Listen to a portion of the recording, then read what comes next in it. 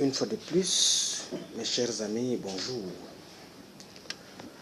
Dans la plupart des cas, la situation ou les causes profondes de la pauvreté sont parfois dues à la situation des cas extrêmes liés au surendettement.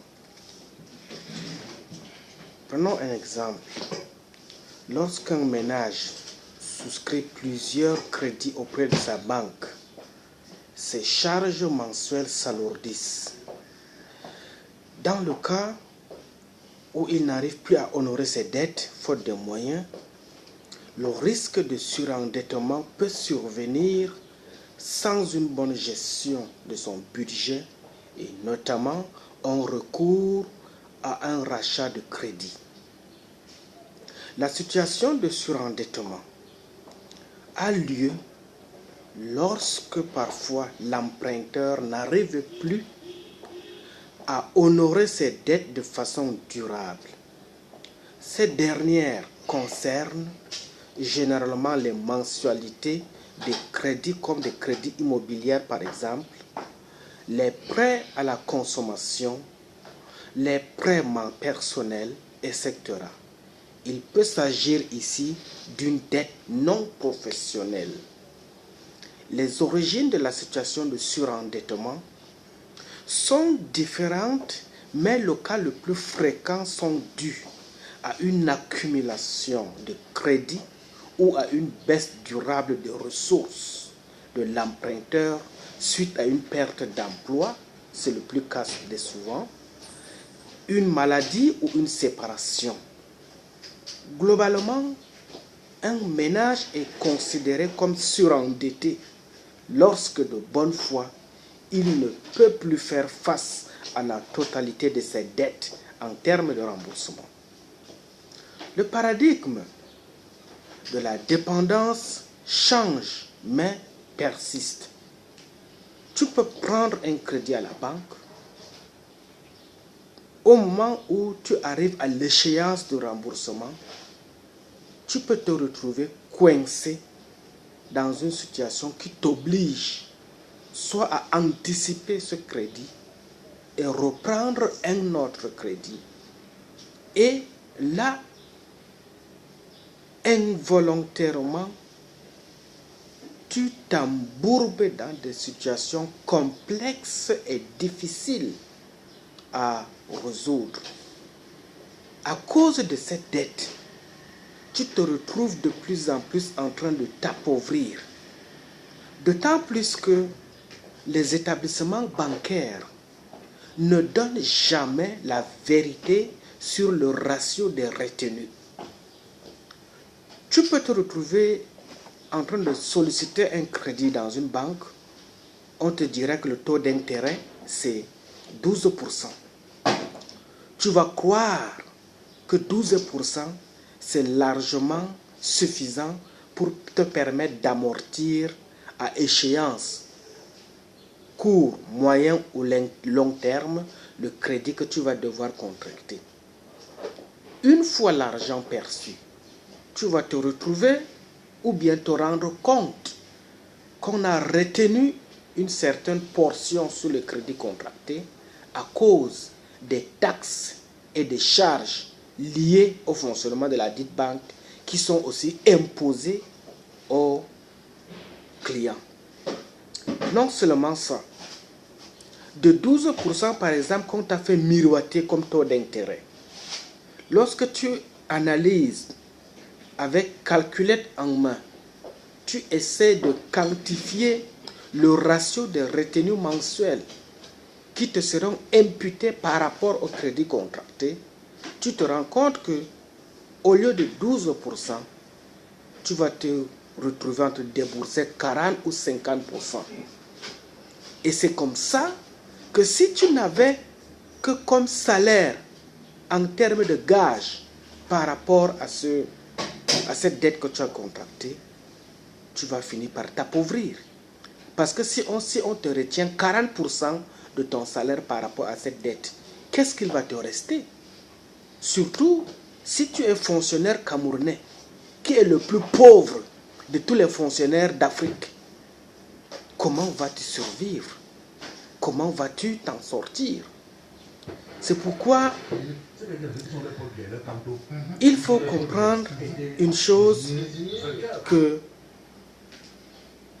les 3 facteurs clés de la croissance économique sont la technologie, le capital et le travail. Les inventions de la 3e révolution industrielle qui changent le quotidien des Africains n'ont pas eu lieu en Afrique. De même, les transferts financiers des migrants, les investissements directs étrangers et l'aide publique au développement représentent 2,5 fois le montant des capitaux qui investissent le continent à travers le secteur privé. Qu'il s'agisse d'un pays avec de bonnes performances ou d'un pays le plus pauvre du monde, l'aide étrangère continue d'assurer une part substantielle de leur budget national. Alors, du XXe au XXIe siècle, la dépendance de l'Afrique est résiliente et elle représente toujours les mêmes symptômes. Ainsi, les pays producteurs de matières premières, tels qu'en hydrocarbures ou en minerais, n'ont pas profité de la décennie des cours élevés pour diversifier leurs économies et rester prisonniers de l'évolution cyclique du marché des matières premières. Les accès nationalistes des ressources de gouvernement, quand les cours remontent, dissimulent mal les rentes personnelles qu'ils retirent de cette servitude volontaire. Vous comprendrez, en un mot comme en 1000, que le surendettement qui a frappé l'économie africaine dans les années 80 est de retour. La dette publique en Afrique subsaharienne représentait autrefois 45% du budget d'investissement public en 2017, est revenu en hausse 3 fois 3 ans plus tard. Le gouvernement chinois, qui est désormais le grand prêteur de l'Afrique, s'inquiète maintenant ouvertement de la non-solvabilité de certains gouvernements africains. Posez-vous la question. Récemment, lorsque un pays capitaliste comme la Chine, qui a d'abord pesé de son poids dans le communisme pour se faire énormément de l'argent, qui a acquis l'autonomie aujourd'hui de concurrencer et s'imposer même comme 2e économie mondiale, arrive à supprimer une dette à hauteur de 3 000 milliards vis-à-vis du Cameroun. Ne soyons pas dupes, mais soyons plutôt curieux. Qu'est-ce qui se cache derrière la suppression de cette économie? Qu'est-ce qui a été bradé par le Cameroun pour bénéficier de cette aide? Et surtout qu'en relation internationale, il n'y a pas de pitié, mais il n'y a que des intérêts et des intérêts égoïstes. Alors, au regard de ces incohérences qui ne nous honorent pas du tout, nous Africains qui aspirons à un lendemain meilleur, sommes souvent contraints d'utiliser les instruments communautaires comme TBC afin de corriger les insuffisances du passé et planifier un nouveau mécanisme d'abondance financière afin de donner à l'Afrique sa dignité et aux Africains que nous sommes une fierté grâce à une prise de conscience collective. Nous ne sommes pas là pour saboter le mécanisme de la finance mondiale. Nous ne sommes pas là pour apporter une révolution socio-économique contre la monnaie fiduciaire. Mais hélas, si cette monnaie, depuis des siècles, n'a pas permis au continent africain, n'a pas accordé la chance aux pays du tiers-monde ou du quart-monde pour pouvoir s'épanouir, pour atteindre un sommet de levier de croissance économique, il y a lieu de surfer désormais pour profiter énormément de l'économie numérique qui nous a fait découvrir la crypto-monnaie TBC afin de nous permettre de nous remettre en cause, de réfléchir sur les échecs du passé et en se remettant en cause, de penser à la génération future. Et en pensant à cette génération future, il nous faut des instruments ou bien des mécanismes solides qui peuvent booster la croissance économique de nos États. Et une fois la croissance de l'économie nationale boostée, vous comprendrez que le partenariat public-privé que la communauté TBC peut apporter à chaque nation, peut apporter à chaque continent, c'est juste une croissance moderne, laquelle de croissance moderne est celle de pouvoir résoudre le problème crucial de la pauvreté qui est devenu comme une pandémie, surtout pour notre continent. Sinon, pourquoi ne pas appeler cela pandémie?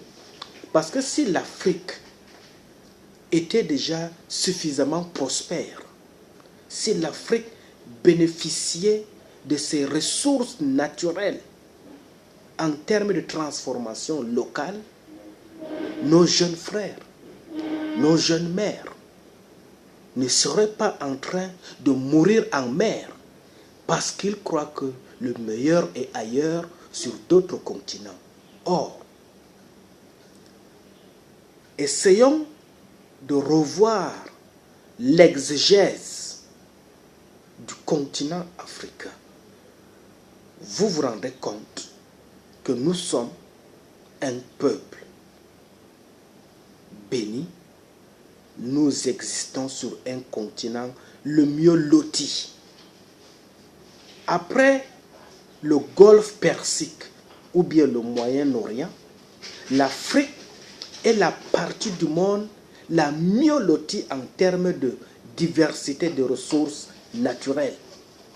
Mais alors, si depuis des siècles, nous n'avons pas l'opportunité, nous n'avons pas la pleine mesure de bénéficier de ces mannes que la nature nous a dotés, il nous faut maintenant profiter avec la globalisation, la mondialisation dont l'outil Internet nous a fait découvrir, c'est-à-dire la crypto-monnaie qui a été développée ailleurs, qui est devenue aujourd'hui une source de croissance économique sur d'autres continents. Il va falloir qu'on fasse de copier-coller, c'est-à-dire ce qui a fait réussir d'autres peuples. Copions ce modèle et venons aussi l'arrimer au principe africain.